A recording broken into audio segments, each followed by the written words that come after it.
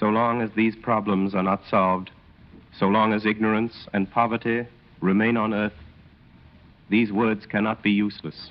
These are the words which preface the 6th of 7 broadcasts based on Victor Hugo's great novel, Les Miserables. WOR and the Mutual Network present Orson Welles, distinguished young author, actor, and director, in an adaptation of the book which he has created especially for radio. Each episode portrays some development in the progress of Jean Valjean, a role played by Orson Welles, who is also heard as he reads the narrative passages. Les Miserables. The story of Jean Valjean and Inspector Javert. The episode which is called The Barricade.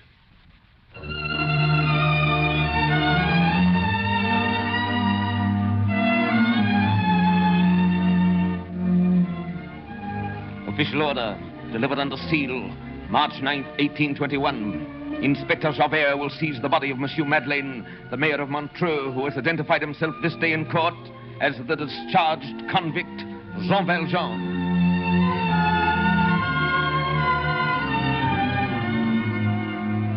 Six times from the galleys, twice from the double chain, and twice from under my grasp. Last night he escaped from me. We had him, my men and I, and he gave us the slip. Then we had him again. We hunted him through the city. His flight was embarrassed by the child Cosette, whom he carried in his arms. We were on every side of him. The walls were too high to climb. He was surrounded. He was trapped in a closed and guarded street. And he disappeared. Jean Valjean has escaped. 1832. Sedition, mutiny, rebellion. These are dangerous times. Never before has the vandalism and the lawlessness of the mob had such reign. The very government is in peril, and there are whispers of another revolution in France. We of the police are wakeful and vigilant. Here in Paris, the riotings of the people, led by some party of young fanatics, has grown to downright insurrection. And I have today intelligence of a barricade to be erected in a certain section of the city. True or no, this rumor is worthy of attention, and I'm going there in disguise to mingle with the revolutionaries. Today, June 6th, is the anniversary of Jean Valjean's escape. It's the date of my failure as a police officer. 30 years now I've been in his service. All this time, I've devoted to police duty the strictest honesty and watchfulness and discipline. I've given it my mind, my heart, and my hope. I've made it my whole life. But so long as this man, Valjean, remains alive and free in the world, my purpose is thwarted. My honor is a joke. For this Jean Valjean has become a principle in the order of my code. He is all that must be checked. He is crime. Worse than that, he is license. It's 12 years since I've seen him. I shall see him again. I shall know him when I see him, and he shall not escape. Once Valjean forgave me, I shall not forgive him.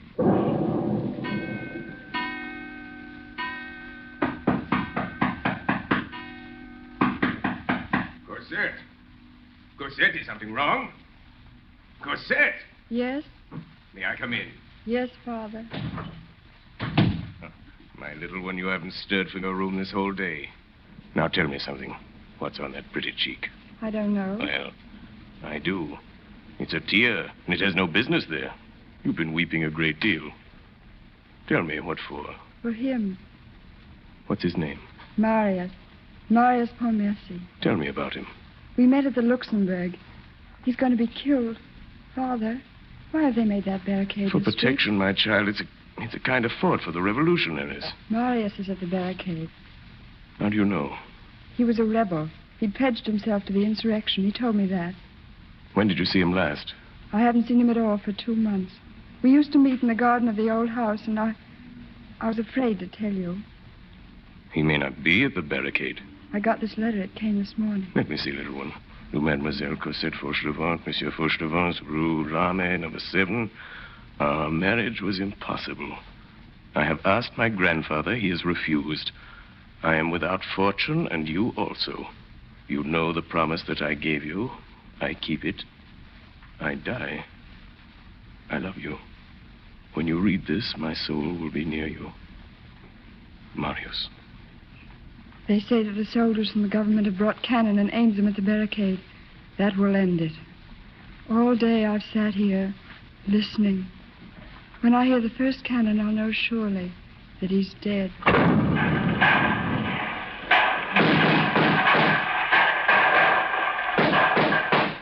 You man on the barricade! Do you wish to speak to us?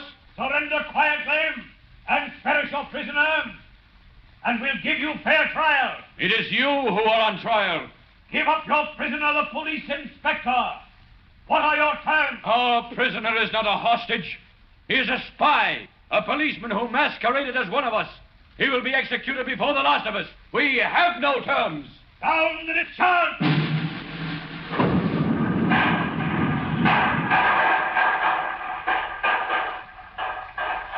Take him on here. I'll hold the north barricade. You, comrade. Yes, Marius.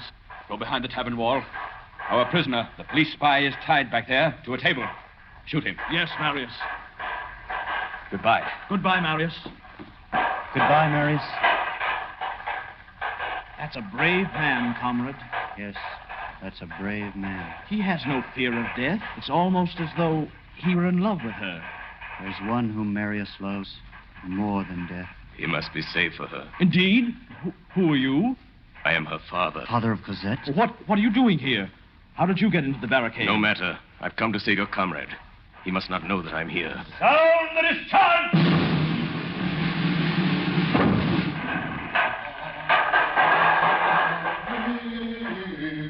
Monsieur. Yes? Will you hold this position for me? I have orders from Marius. I must go execute the spy. Who is the spy? A police inspector who impersonated a revolutionary and was caught here on the barricade. I am to shoot him. A police inspector? Yes, monsieur. His name is Javert. Let me shoot him. What, monsieur? Let me shoot him. You hold the post. Very well, if you wish it. I wish it. Where is he? Where is Javert? Around the corner of the street, monsieur. Tied up behind the wall. Down the discharge!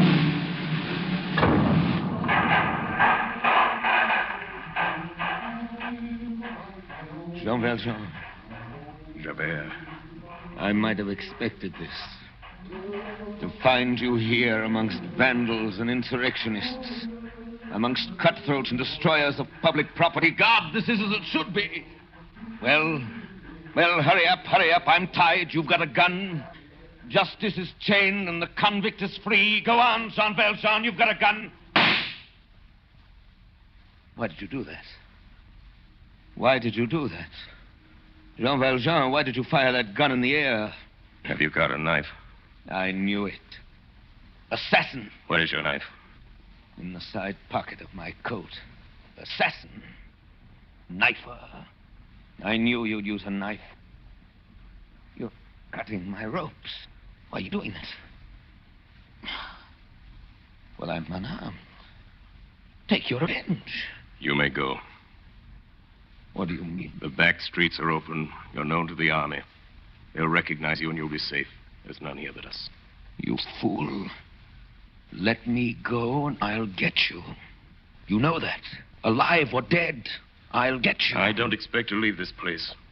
But if I should, you could find me under the name of Fauchelevent in the Rue de l'Armée, number 7. Fauchelevent. Rue de l'Armée. Why don't you kill me? Number 7. Number 7. I'll come for you. I'll be waiting.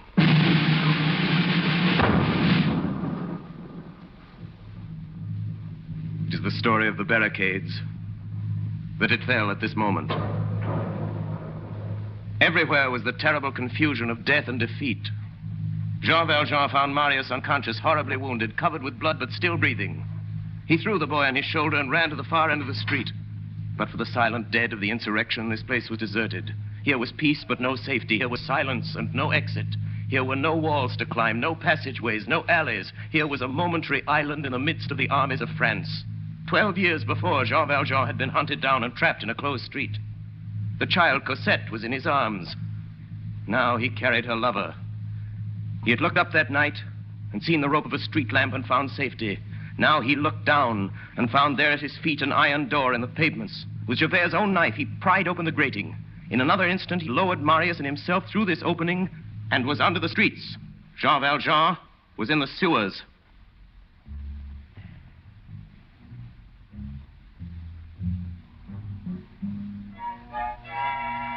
Paris has another Paris under herself.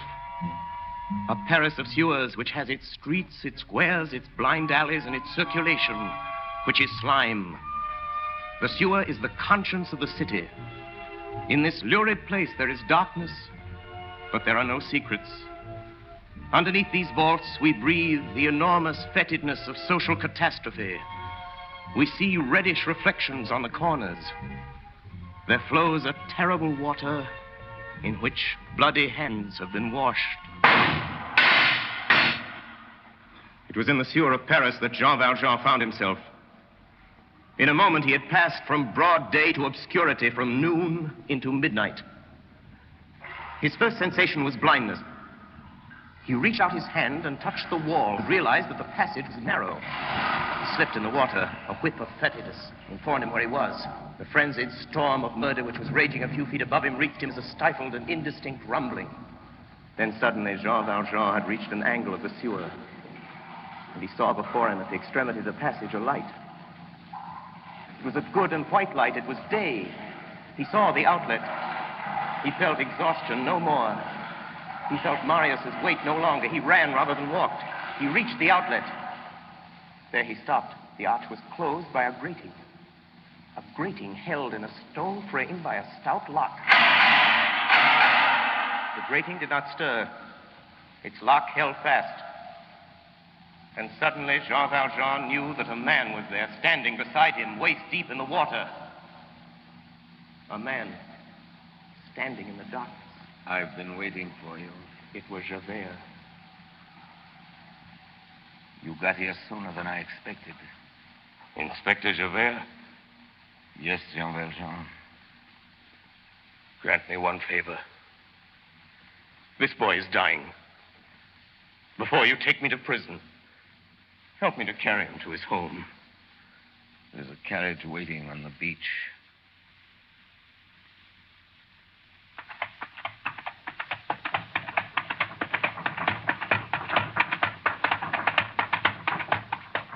You are silent, Javert.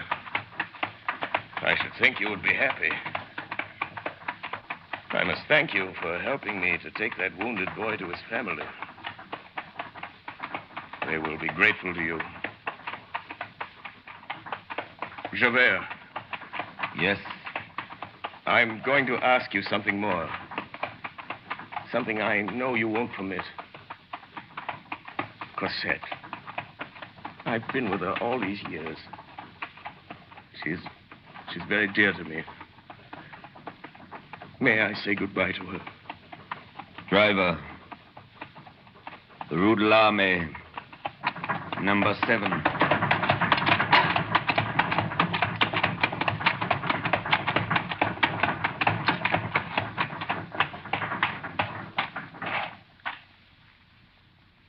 Well, here's your home. Go up and see her. What are you waiting for? I'm waiting for you. I'll be here, below in the street. Then you trust me? I'll wait in the street. Jean Valjean ran up the stairway to Cosette's little room. He stopped at the landing and looked back through the window. He was bewildered by what he did not see. There was nobody in the street. Javert was gone.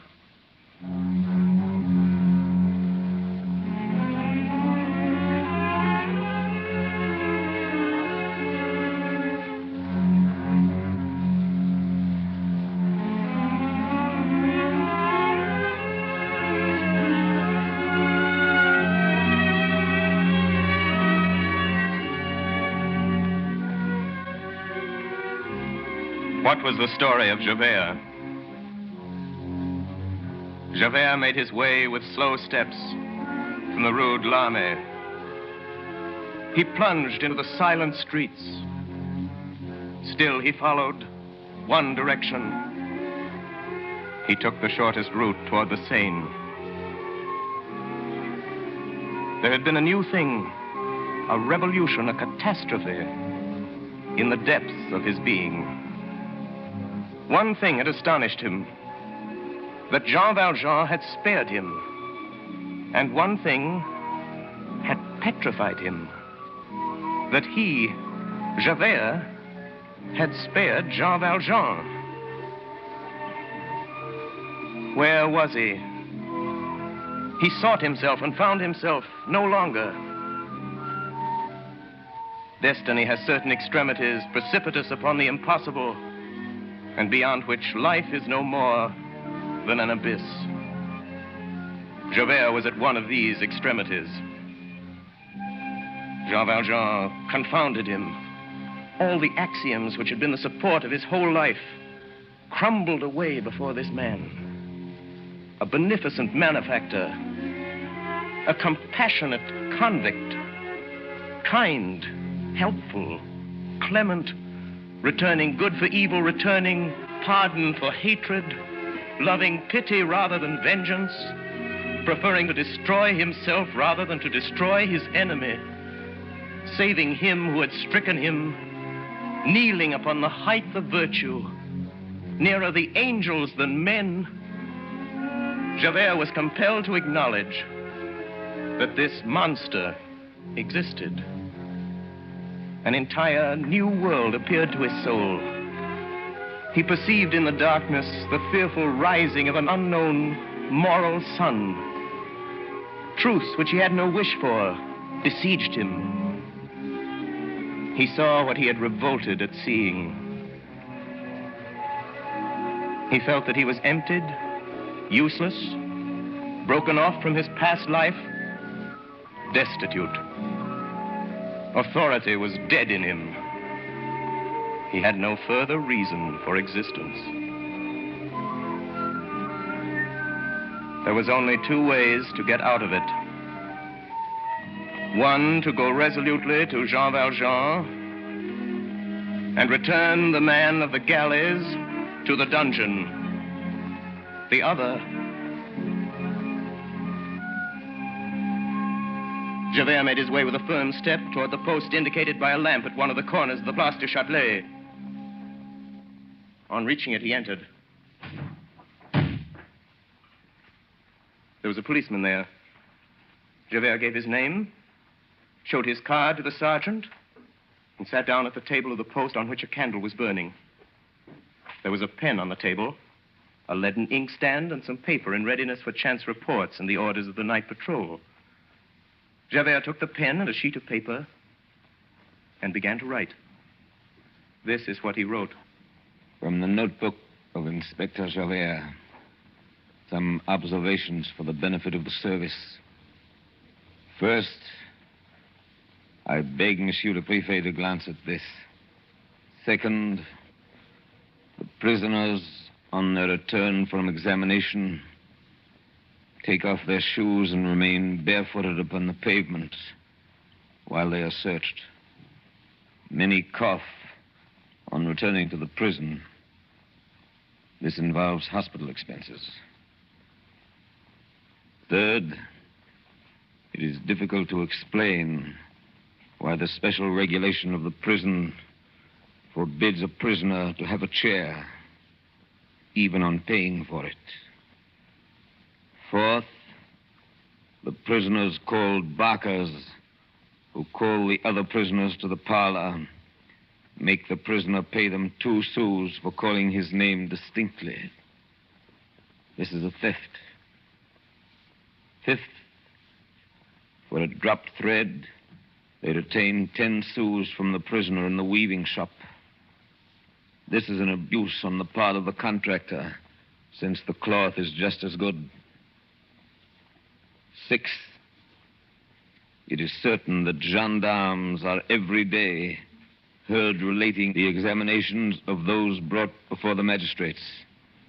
For a gendarme who should hold such things sacred to repeat what he has heard in the examining chamber is a serious disorder. Javert, inspector of the first class. June 7th, 1832. About 1 o'clock in the morning. Javert dried the fresh ink on this paper, folded it very carefully, like a letter, sealed it, wrote on the back a note for the administration, left it on the table, and went slowly out of the post.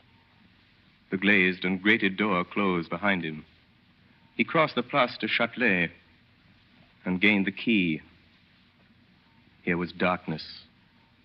Darkness complete. It was that sepulchral and terrible moment which follows midnight.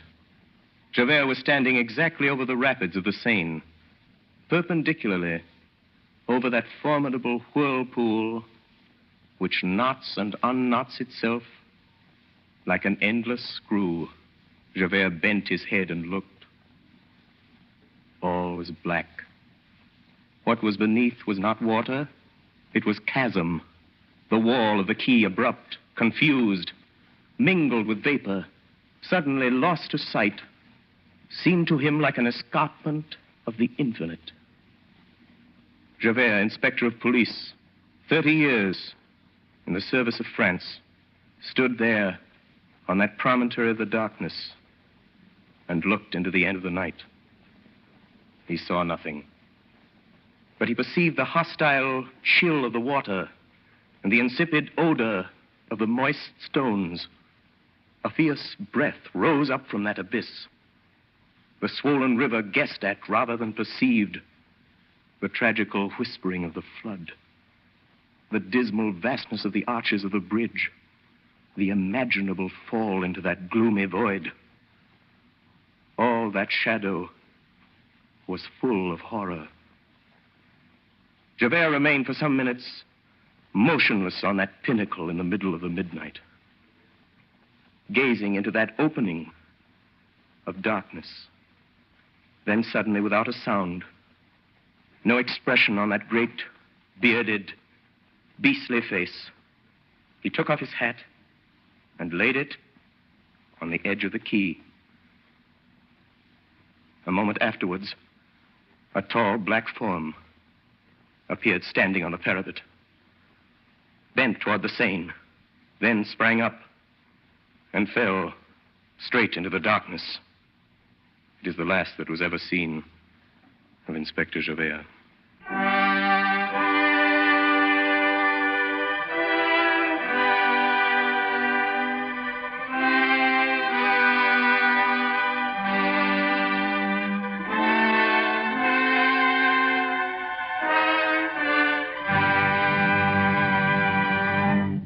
WOR and the Mutual Network have brought you Part 6 of Victor Hugo's absorbing masterpiece, Les Miserables, the episode which was called The Barricade. Orson Welles, distinguished young author, actor, and director, played the role of Jean Valjean and was also heard reading the narrative passages. Assisting Mr. Welles were Martin Gable as Javert, William Johnstone as Marius, Virginia Wells as Cosette, Ray Collins, Hiram Sherman, and others. Next Friday evening at 9:30 o'clock Eastern Daylight Saving Time, we shall present the 7th and final episode of Les Miserables.